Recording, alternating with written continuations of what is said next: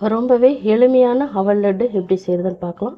ரொம்ப ஈஸியாக குயிக்காக 5 நிமிஷத்தில் செஞ்சு முடிச்சிடலாம். டேஸ்ட்டும் ரொம்ப நல்லா இருக்கும். இப்போ வாங்க எப்படி செய்கிறதுன்னு பார்க்கலாம். ஒரு பேன் ஹீட் பண்ணி லோ ஃப்ளேமில் வச்சுக்கோங்க. அதில் 2 கப் வெள்ளை அவல் எடுத்துக்கோங்க.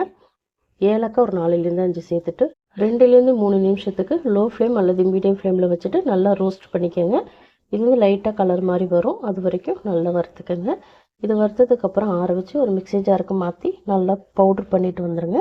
இப்போ பவுலுக்கு மாற்றி வச்சுக்கலாம். இப்போ அதே கடாயில் 1 கப் தேங்காய் துருவல், கொஞ்சமாக முந்திரி பருப்பை கட் பண்ணி சேர்த்துருக்கேன். 1 ஸ்பூன் எள்ளு சேர்த்துருக்கேன். சேர்த்துட்டு இதையும் நல்லா லோ ஃப்ளேமில் வச்சுட்டு சிவக்க வறுத்துக்கோங்க.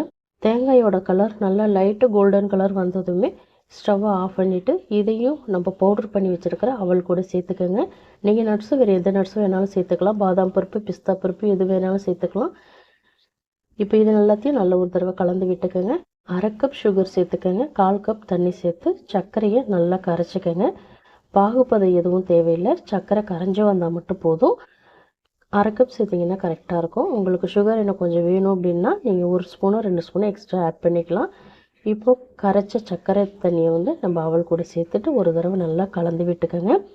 கலந்து விட்டுட்டு இது ஒரு 5 நிமிஷத்துக்கு மூடி போட்டு மூடி வச்சுருங்க. கொஞ்சம் சூடாக இருக்கும்போது உருண்டை பிடிக்க முடியாது, கொஞ்சம் ஆறட்டும். அதே போல் அவல் கொஞ்சம் நல்லா ஊறி வரட்டும். ஒரு 5 நிமிஷத்துக்கு மட்டும் மூடி வைங்க. இப்போ 5 நிமிஷம் ஆனதுக்கப்புறம் மறுபடியும் ஒரு தடவை நல்லா கலந்து விட்டுக்கோங்க. கலந்து விட்டுட்டு உருண்டை பிடிச்சிங்க அப்படின்னா சூப்பராக வரும். உங்களுக்கு இதில் நெய் தேவைன்னா தாராளமாக நீங்கள் நெய் சேர்த்துக்கலாம். நெய் இல்லாமல் செஞ்சாலும் ரொம்பவே சூப்பராக இருக்கும். கண்டிப்பாக ட்ரை பண்ணி பாருங்கள். சிம்பிளாக இருந்தாலும் டேஸ்டியாக இருக்கும். ட்ரை பண்ணி பார்த்துட்டு எப்படி இருந்துச்சுன்னு சொல்லுங்கள்.